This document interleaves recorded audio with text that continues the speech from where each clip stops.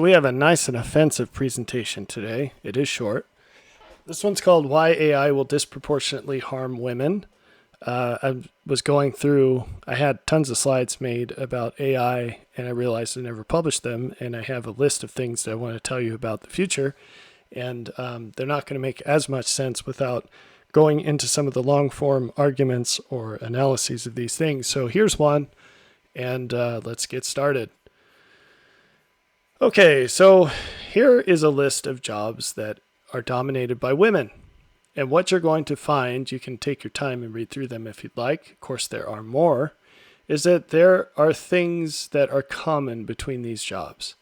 And one of those properties is the fact that these things are disproportionately going to be replaced by AI. So, with some few exceptions, most of the jobs that are female dominated are going to be replaced by AI. Now, I made a long video about what the properties are of those kinds of jobs, but in short, it's things that are repetitive.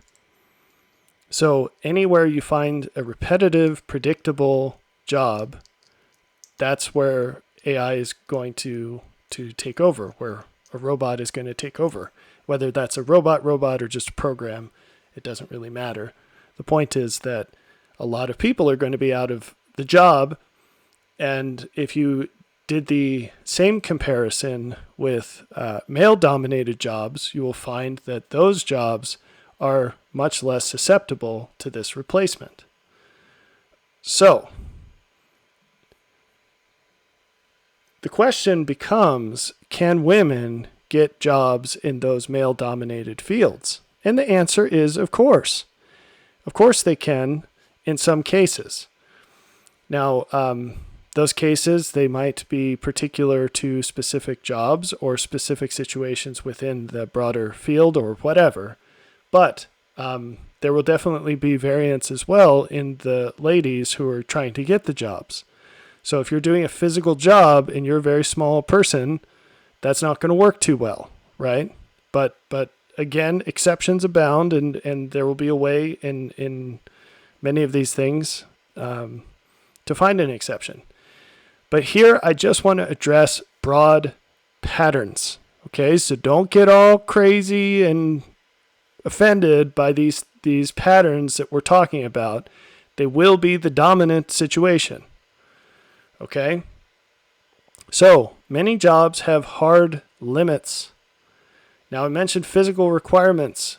So, not only is that dealing with heavy things or things that are physically difficult, like turning a pipe wrench on a stuck pipe or something like that if you're a plumber, but there's also situations where you're dealing with other people, violent people. So you see in the news all the time that these female cops, not all female cops are small people, but some smaller female cops, they get abused by prisoners or criminals or whoever they're dealing with because they're small. So that's an issue. But another issue that's a little less popular to talk about is that women as a class, they tend to struggle with long, intense physical labor, which is, hilarious because of the way babies come into this world. That would be precisely described with the same words, but we're talking about something very different. And you won't find a lot of women doing those kinds of things. What you find women doing in those broader fields of labor are the less intense things that also go on forever and ever, right? So there's a distinction in intensity. So for instance, how many female roofers do you know? Why? Because you're in extreme heat. You have to carry really heavy bundles of shingles up a ladder 1,000,000 times. It's dangerous. You could fall, and it's just brutal. It's like 14 hours a day with that level of intensity. And so not a lot of ladies sign up for that. So, but I don't want to bleed too much into limits of choice, which some parts of that are limits of choice with the roofing example. But Not many women can carry 2 bundles of shingles on their shoulders while climbing a ladder. That's just a fact, okay? So it's a hard limit. It's not a choice. There are also intellectual requirements that as a class, women don't do very well at compared to men. And again, this can be super offensive to people. It's just the facts. I don't care. Women as a class, as a general set, they do not perform as well logically as men do. They also tend to be less truly novel as far as creativity goes. And what I mean by this, in both cases, what I mean by this is if you take the best representatives of the gender and compare them against each other, you will find many more men outperforming women. So if you look at IQ, you will find that there are many more very smart men than very smart women. And there's an inverse of that. There are much fewer very stupid women compared to very stupid men. There are many more stupid men because the distribution's flatter. But with creativity, you see this as well. There are more abysmally uncreative men than abysmally uncreative women, and there are also more highly creative men than highly creative women. If you look at authors, directors, artists of all types, you're going to see that pattern. And so those are some limits that can't be negotiated. But probably more pronounced than this are the preferences of choice. The fact is that most women do not want to do the jobs that are male-dominated today. They're already in those jobs and usually dominating them. So what I mean by that is historically there were more male doctors than female doctors. Well, that's not the case anymore. Almost all med students are female. And you could go down the line. If the job is preferable, usually there's no male supremacy as far as numbers go. There's no male dominance in that field. It's female dominated now. So if they're not already there, they're probably not going to want to be there, right? So why is this? Well, it depends. There's a lot of variance here, as with all of these things. But women tend to prefer time with family and time having fun to work. Men are more likely to derive purpose out of their job than women. That's just a pattern that happens in general. And so what you find is women prefer jobs where they can take a lot of time off, where they have a lot of flexibility, where they don't have to come in if they don't feel good on that particular day. So you're not going to find them on fishing boats in Alaska where it's a 3-month tour, right? And you have to work all day, every day, whether you like it or not. So in general, that's the pattern you see. What about emotional aspects of jobs? They're not attracted to stressful jobs. Testosterone has the effect of making men more productive under stress. And so it's kind of a cheat code, but it is a property. What about jobs with repeated failure, like sales? So I went to a cell phone store the other day, and there were many people working, and not one of them was female.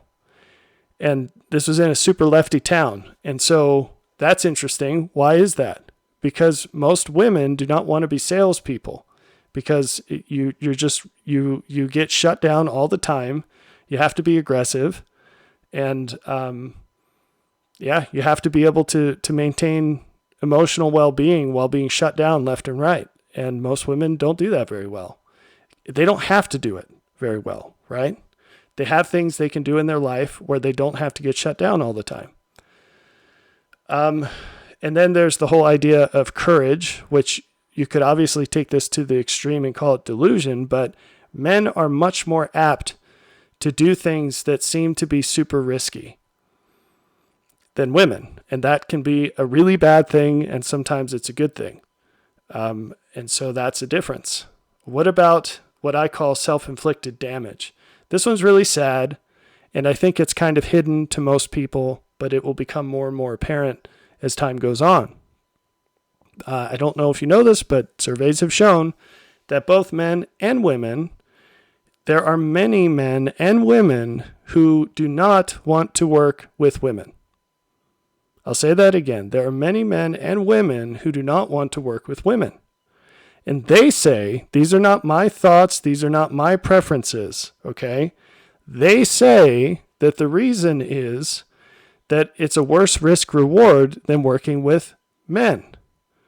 So men and women have said that, and I'm not saying that they all say this or that even most of them say this. I'm saying there is a sizable contingent of men and women who feel this way, and they say things like, it's easier to work for a man, working with men or for men, because they're more consistent, they're less emotional, they're less conniving, they won't play these silly games, you don't have to be careful in criticizing them, you just say what's up and you focus on your job. And then there's the increasing incidence of false accusations and how those are handled in our highly biased system. So these accusations are true until proven false. And many people have been taken out by them, and not just men either. And it's really sad, and it's really messed up. So those are all barriers to women taking these jobs that are currently male-dominated, or I should say entering into areas of the economy that are currently male-dominated. So will these things change? I don't know, but I can guarantee you that a whole lot of ladies that try it are not going to find success. So here are some highly predictable outcomes that will result from the fact that women will be disproportionately negatively affected by AI in their job. And some of these are going to surprise you, but I've just given you the reasons. There will be more women who earn less money than they do today. There will also be more women applying for jobs that are typically male, and some of them will underperform or quit. So underperform and be fired or quit. I think because of the predictable underperformance, it's highly likely that you're going to see many more, we'll get there. You're also going to see more monetary damage lawsuits. So these will be claims of discrimination in many cases because they underperformed and were fired because of underperformance. But they'll say it's because they're a woman. And they'll win a lot. Sexual harassment, which is already a huge problem, false accusations of that, and also divorce. So if you're a lady and you're freaking out because you don't have an economic pathway anymore, and you take this job that you're desperate for, that you'd never take under normal circumstances, and you totally stink at your job, or you really hate it, and now you're really, really upset because you know that you don't have any other options, and someone's hanging this golden carrot in front of you that is, make a false accusation and you get money for not having to work. A lot of people, not just women, a lot of people are of such a low moral character today that they will grab that carrot and they will feel totally justified in doing it. They're so warped that they probably won't even realize that they're lying. They'll convince themselves it actually happened. And that is already happening. This isn't theoretical or just future. It's just going to happen much more often. Same thing with divorce cases. So here's a weird one. There will be more women seeking stay-at-home roles in relationships. Now, this is funny because what you find in all of these future scenarios and as they're unfolding currently, what you're finding is things that used to come together, like marriage and children, they don't come together anymore. You get children without the marriage, right? But in many cases, people are trying to strip out the benefits of things without paying the full cost. And unfortunately, because of human nature, the benefits they're seeking are actually the baser ones that aren't really the best part of the situation. And they're totally missing out on the stuff that is most beneficial. It's like juicing a piece of fruit, and you think that the best part is the juice, but the fiber is actually very important nutritionally for various reasons. So it's not actually the best part. It's just the part that you think is the best part, and you're actually hurting yourself. And that is what's in play with this stay-at-home explosion that I truly believe is going to happen. Now, I'm not going to say most women will be seeking a stay-at-home role. I'm just saying you're going to see a lot more seeking it. And the funny thing is that it won't necessarily be wives, because people don't really get married today. These are going to be stay-at-home girlfriends, which is a funny thing, or stay-at-home baby mamas, but not wives per se. So why are they going to do that? Well, because the cost benefit will have radically changed. And before they could get some job where they feel like they're contributing and they're making some money and they're feeling independent, and that illusion will just get ripped right out from under them. And so women will also default to the long-standing opportunity they have with prostitution. And here I want to be clear that this includes all forms, like OnlyFans, for example, or being a sugar baby or whatever they're calling that. All of these things, not just the old-fashioned way. But the old-fashioned way will also be an opportunity for those that don't have anything they can do to earn as much money. So not that I'm not glamorizing that in any way by calling it an opportunity. I'm just saying that they're going to see it as an opportunity to make money, more money than they could make in other ways. Okay, so all of these things are going to create a downward cycle. I'm not sure how obvious that is. So all of them will increase the hesitance to hire women, and they will also decrease the willingness for men to marry. Do you see how that works? So how so? Well, if you've got every lady applying for the job as someone who's lifting concrete bags, and you've hired 5 of them with an open mind, and all 5 absolutely failed to do the job, and 3 of them sued you for wrongful dismissal when you fired them, you're probably not going to hire anymore, right? Now, you're not going to admit that because it's illegal, but maybe you'll just create a test to say, like, applicants have to lift this bag over their head, and now you don't have to hire them anymore. And if you find some lady that can, great, problem solved, right? But there are other situations that are less readily addressed. Like, what do you do when the last 5 women that you hired just created tons of problems in the office with all the games and sensitivity and all these other things, and calling out sick all the time and all these other things? Well, you got to solve that problem. And what about this willingness for men to marry? Well, how many guys have to lose half their stuff or worse before they stop getting married? And this is already a trend, and it's just going to get worse. So it used to be that people could say, well, if we sign a prenup, I can make sure that if my wife cheats on me, she can't divorce me and take half my stuff. But judges throw those out all the time now. And so all these things are going to accelerate, because as more women seek stay-at-home roles, they won't be able to get them, because guys will say, no thanks, go get a job. So anyway, this is interesting. And if it's not totally clear, there will be follow-ons from all of these changes that are even more extreme. So be prepared, because this is coming, I promise you.